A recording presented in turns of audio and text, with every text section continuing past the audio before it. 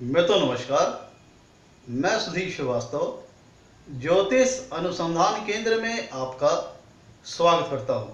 मित्रों, आप लोगों ने मेरे चैनल को अगर अभी तक सब्सक्राइब नहीं किया है तो जल्द सब्सक्राइब करें ताकि मेरे आने वाले नए एपिसोड और वीडियोस की सबसे पहले आपको जानकारी मिल पाए। ज्योतिषीय परिचर्चा में आज हम बात करेंगे, आज के युवा जगत में बहुत से लोग इस प्रयास में रहते हैं, इस आकांक्षा में रहते हैं कि सिने जगत में, अभिनय के क्षेत्र में वो एक बड़ा मुकाम हासिल करें, एक अच्छी सफलता हासिल करें, एक अच्छे, कह लीजिए कि एक अच्छे प्लेस पे वो पहुंच सके, एक अपनी अच्छी पहचान बना सकें। अभिनय के क्षेत्र में, अभिनय के जगत में बहुत स्कोप है। हर कोई जो व्यक्ति ग्लैमरस लाइमलाइट लाइफ चाहता है, वो चाहता है कि फिर बॉम्बे फिल्म इंडस्ट्रीज में या फिर साउथ फिल्म इंडस्ट्रीज में, मतलब कि अभिनय के जगत में, चाहे वो नाट्य स्तर पर हो, चाहे वो फिल्म इंडस्ट्री की बात करें, तो एक अच्छा सफल अभिनेता या अभिनेत्री बनना चाहता है। तो हर जो व्यक्ति अभिनय के क्षेत्र में रुचि रखता है, हर व्यक्ति चाहता तो है कि वो अच्छी सफलता पा जाए। तो मित्रों, मैंने एक रिसर्च के द्वारा, एक शोध के द्वारा, जिन लोगों ने बॉम्बे फिल्म इंडस्ट्रीज में काफ़ी अच्छी सफलता अर्जित की है, अपनी काफ़ी अच्छी पहचान बनाई है, उनकी कुंडली में शोध के द्वारा, रिसर्च के द्वारा मैंने कुछ एक कॉमन योग पाए हैं कि जो बेहद सफल अभिनेता या अभिनेत्री होते हैं, उनकी कुंडलियों में कुछ ऐसे योग होते हैं जो उनको सफल बनाते हैं अभिनय के क्षेत्र में। तो जो भी व्यक्ति सिने जगत में, अभिनय के क्षेत्र में जाना चाहते हैं, एक अच्छी पहचान बनाना चाहते हैं, एक बड़ा मुकाम हासिल करना चाहते हैं, आज उनके लिए मैं एपिसोड लेके आया हुआ हूँ। और ये कुछ कुंडलियाँ मैं आपके सामने, मैं उदाहरण के सामने बताऊँगा कि आपको जो मैं एग्जाम्पल बताऊंगा, जो मैं आपको यहाँ पे सूत्र बताऊंगा, जो प्रिंसिपल बताऊंगा, इन सभी कुंडलियों में मैं दिखाऊंगा वो प्रिंसिपल्स कैसे अप्लाई हो रहे हैं। और मैंने मेजॉरिटी ऑफ केसेस में तकरीबन 80 से 90% कुंडलियों में ये पाया है, ये जो मैं सूत्र बताऊंगा आपको, मैंने जो 80 से 90% जो भी बड़े फिल्म स्टार या फिर अभिनेता या अभिनेत्री हुए, उनकी कुंडलियों में ये आप सूत्र पाएंगे। मेजॉरिटी ऑफ केसेस में आप ये सूत्र पाएंगे। मित्रों, जो सबसे पहला सूत्र है, जो सबसे पहला पार्ट है, जो सबसे पहला अनिवार्य सूत्र है, जो मैंने मेजॉरिटी ऑफ केसेस में, जो मेजॉरिटी ऑफ कुंडलीज में, जो मैंने मेजॉरिटी ऑफ चार्ट में पाया कि कुंडली के पंचम, पहला जो इंपॉर्टेंट सूत्र है वो ये है कि पंचम भाव और दशम भाव में आपस में किसी न किसी प्रकार कोई कनेक्शन स्थापित हो रहा हो। अब ये कनेक्शन चाहे पंचमेश दशम भाव में स्थित हो, या दशमेश पंचम भाव में स्थित हो, या दशमेश और पंचमेश में दृष्टि संबंध बन रहा हो, या पंचमेश और दशमेश भाव का स्वामी कोई एक ही ग्रह हो, या फिर कह लीजिए किसी न किसी प्रकार से पंचम भाव और दशम भाव में या पंचमेश और दशमेश में किसी न किसी प्रकार संबंध स्थापित हो रहा होगा। ये सबसे फंडामेंटल, सबसे अनिवार्य और सबसे बेसिक रूल है फिल्म इंडस्ट्री में जाने के लिए। ये पहला पार्ट हो गया। इसके साथ ही साथ पंचम भाव और दशम भाव में या फिर पंचमेश या दशमेश में किसी न किसी प्रकार कनेक्शन, संबंध बन रहा हो। ये संबंध चाहे पंचमेश दशमेश एक ही ग्रह हो, या पंचमेश दशम भाव में बैठा हो, या दशमेश पंचम भाव में बैठा हो, या पंचमेश और दशमेश में दृष्टि संबंध बन रहा हो, या पंचमेश और दशमेश में स्थान परिवर्तित हो रहा हो, या फिर पंचमेश दशमेश को दृष्टि संबंध द्वारा देख रहे हो, या फिर दशमेश पंचम भाव को दृष्टि संबंध द्वारा देख रहे हो, और या पंचमेश दशम भाव को दृष्टि संबंध द्वारा देख रहे हो। मतलब किसी न किसी प्रकार से पंचम भाव और दशम भाव या पंचमेश या दशमेश में किसी न किसी प्रकार का कनेक्शन बन रहा हो। और दूसरा, इसके बाद जो साथ ही साथ इंपॉर्टेंट सूत्र ये आता है, ध्यान दीजिएगा, कुंडली का लग्न या लग्नेश, पंचम भाव या पंचमेश, दशम भाव और दशमेश, इन तीनों भावों को आपको ध्यान देना है। पहला इंपॉर्टेंट सूत्र यह है कि पंचम भाव और दशम भाव में किसी न किसी प्रकार कोई ना कोई संबंध बन रहा हो, या पंचमेश दशमेश में किसी न किसी प्रकार कोई संबंध बन रहा हो। और लग्न या लग्नेश और पंचम भाव या पंचमेश और दशम भाव या दशमेश किसी न किसी प्रकार शुक्र और राहु द्वारा प्रभावित हो रहे हो। ये चाहे लग्न या लग्नेश में, या फिर पंचम भाव या पंचमेश में, या फिर दशम भाव या दशमेश में शुक्र और राहु की प्लेसमेंट द्वारा प्रभावित हो रहे हों, या शुक्र और राहु से दृष्टि संबंध द्वारा प्रभावित हो रहे हों, या शुक्र और राहु से किसी न किसी प्रकार लग्न या लग्नेश से या पंचम भाव या पंचमेश से और या दसम भाव या दशमेश से किसी न किसी प्रकार का संबंध बन रहा हो, तब जाकर के ये एक योग बनता है जो कि सिने जगत में, अभिनय के जगत में, फिल्म क्षेत्र में, फिल्म इंडस्ट्रीज के क्षेत्र में एक अच्छी सफलता, एक अच्छा पहचान बनाता है, एक अच्छा मुकाम हासिल होता है। तो कौन कौन सा मैं जो योग बता रहा हूं, इसके तहत दो अनिवार्य सूत्र हो गए। पहला, ये पंचम भाव और दसम भाव में किसी न किसी प्रकार का संबंध या किसी न किसी प्रकार का कनेक्शन बन रहा हो, मतलब पंचम भाव या पंचम भाव या और दशम भाव या पंचमेश या दशमेश में किसी न किसी प्रकार का संबंध बन रहा हो। साथ ही साथ दूसरा अनिवार्य सूत्र ये है कि लग्न या लग्नेश या पंचम भाव या पंचमेश या दसम भाव या दशमेश किसी न किसी प्रकार विनस, शुक्र और राहु द्वारा प्रभावित हो रहे हो। अब ये जो इन्फ्लुएंस है राहु की और शुक्र का लग्न लग्नेश पर और पंचम भाव पर या पंचमेश पर या दसम भाव या दशमेश पर, चाहे युति द्वारा हो, चाहे दृष्टि संबंध द्वारा हो, किसी न किसी प्रकार शुक्र और राहु ये लग्न या लग्नेश को या पंचम भाव या पंचमेश को या दसम भाव या दशमेश को प्रभावित कर रहे हो, तो फिर जाकर ये एक ऐसा योग बनेगा कि जो कि सिने जगत में, फिल्म इंडस्ट्रीज में एक अच्छी सफलता देता है। अब मित्रों, मैं आपको इन कुंडलीज के माध्यम से, इन उदाहरण के माध्यम से मैं आपको बताऊंगा जो मैं यहाँ पे सूत्र बता रहा हूँ वो कैसे फलीभूत होगा और कैसे ये सूत्र अप्लाई होगा।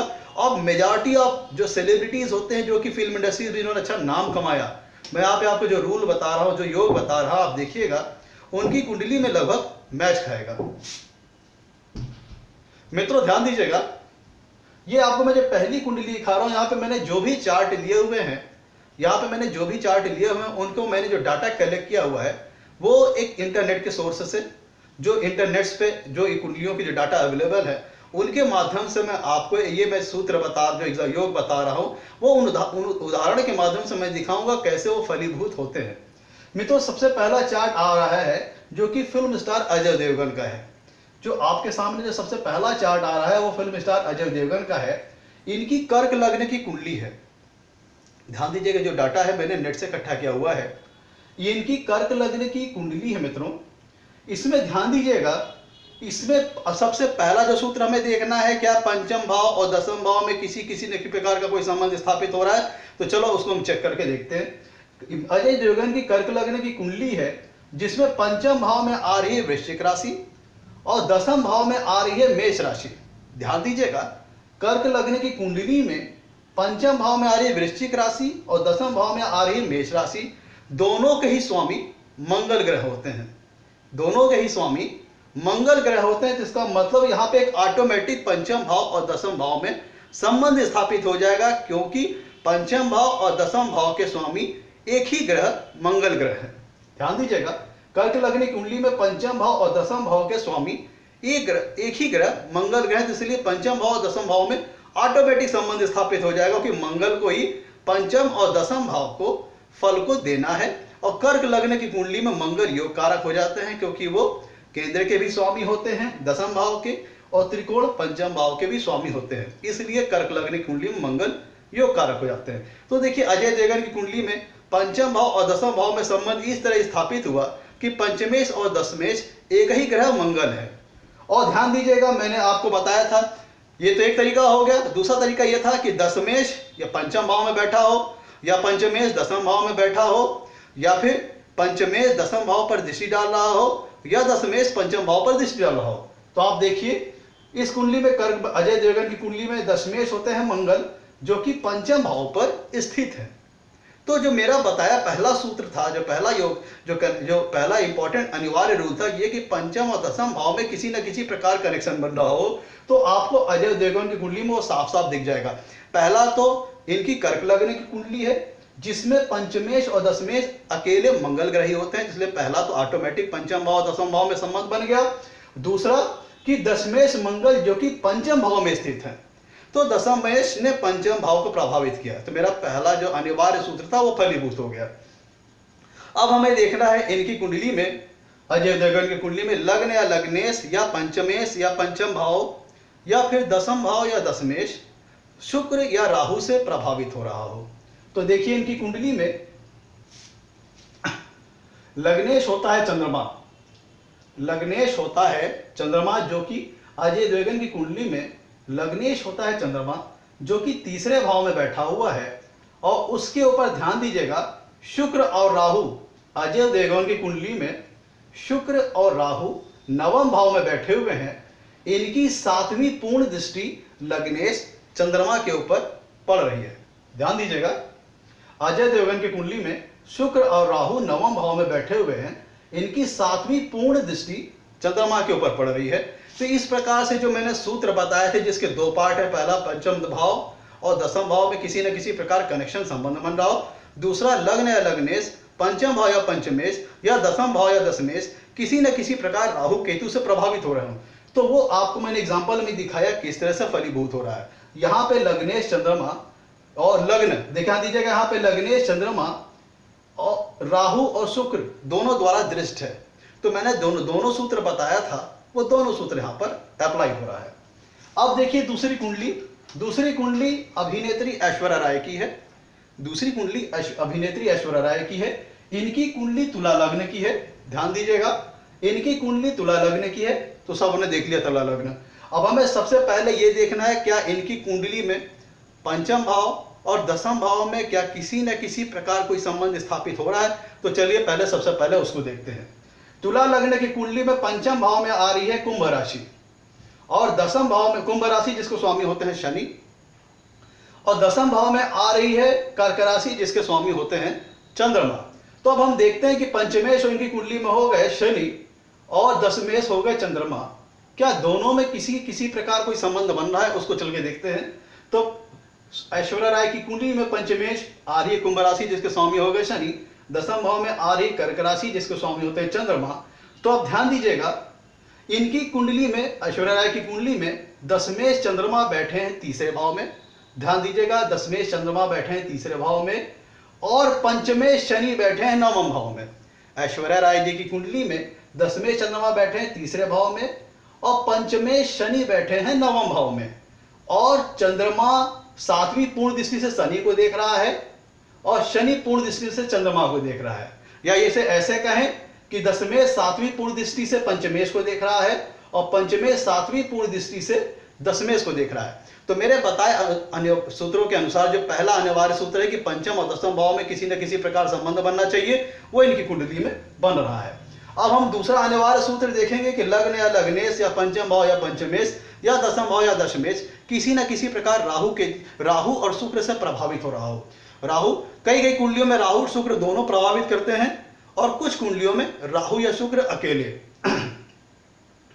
अब ध्यान दीजिए, इनकी कुंडली में, ऐश्वर्या राय जी की कुंडली में राहु बैठा है तीसरे भाव में।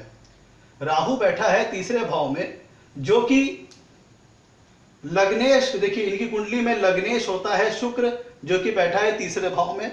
ऐश्वर्या राय जी की कुंडली में तुला लग्न कुंडली है, जिनके स्वामी तुला लग्न के स्वामी होते हैं शुक्र, जो कि बैठे हैं तीसरे भाव में, और किसके साथ युति में है? राहु के साथ युति में है। राहु के साथ युति, ध्यान दीजिएगा, तुला, ऐश्वर्या राय कुंडली तुला लग्न की है जिसके स्वामी होते हैं शुक्र, वो बैठे हैं तीसरे भाव में, और किसके साथ युति में है? राहु के साथ युति में है। तो लग्नेश राहु द्वारा प्रभावित हो रहा है, और लग्नेश के साथ लग्नेश राहु द्वारा प्रभावित हो रहा है, और लग्नेश खुद शुक्र है। ध्यान दीजिएगा, मैंने पहला सूत्र कहा था पंचम भाव दसम भाव में किसी न किसी प्रकार कनेक्शन संबंध बनना चाहिए, वो इनकी कुंडली में बन रहा है। और दूसरा सूत्र ये बताया था कि लग्न या लग्नेश या पंचम भाव या पंचमेश या दसम भाव या दशमेश किसी न किसी प्रकार राहु केतु से प्रभावित हो रहा हो। तो ध्यान दीजिएगा, ऐश्वर्या राय की कुंडली तुला लग्न की है, जो कि ऑटोमेटिक जिसके स्वामी हो जाते हैं शुक्र। तो पहला सूत्र यहाँ पे फलीभूत हो गया। और दूसरा जो सूत्र है, वो दूसरा जो पार्ट था वो ये कि लग्नेश शुक्र तीसरे भाव में बैठे, किसके साथ युति करके? राहु के साथ युति करके। तो इस कुंडली में पंचम और दसम में कनेक्शन भी बना। लग्नेश या लग्न या लग्नेश, पंचम भाव या पंचमेश या दसम भाव या दशमेश, यहाँ पे राहु और शुक्र से प्रभावित हुआ। तो जो मैंने दूसरा अनिवार्य सूत्र बताया था, जो दूसरे, वो भी यहाँ पे पूरा हुआ। तो इस हिसाब से जो मैंने योग बताया था कि पंचम और दसम में संबंध बनना चाहिए, और लग्न या लग्नेश या पंचम भाव या पंचमेश या दसम भाव या दशमेश किसी न किसी प्रकार राहु केतु से, राहु और शुक्र से प्रभावित होना चाहिए, तो वो इस कुंडली में हो रहा है। अब ध्यान दीजिएगा, मैं आपको तीसरा चार्ट बता रहा हूं जो है शाहरुख खान का। जो तीसरी कुंडली है वो है शाहरुख खान की।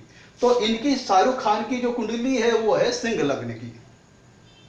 ध्यान दीजिएगा, शाहरुख खान की जो कुंडली है वो है सिंह लग्न की, जिसके पंचम भाव में आ रही है धनु राशि और दसम भाव में आ रही है वृषभ राशि। तो पंचम भाव में आ रही धनु राशि जिसके स्वामी होते हैं गुरु, और दसम भाव में आ रही है वृषभ राशि जिसके स्वामी होते हैं शुक्र।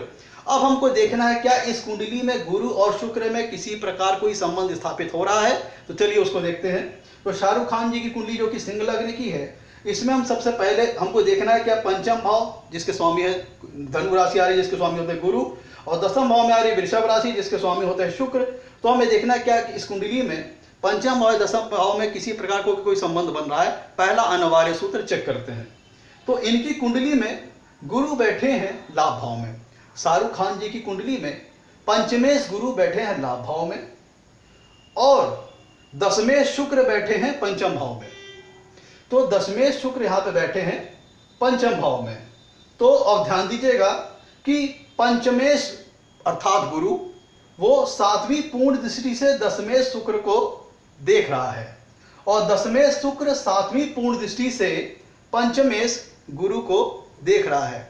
तो यहां भी पंचम भाव और दसम भाव में संबंध बन रहा है। कैसे बन रहा है?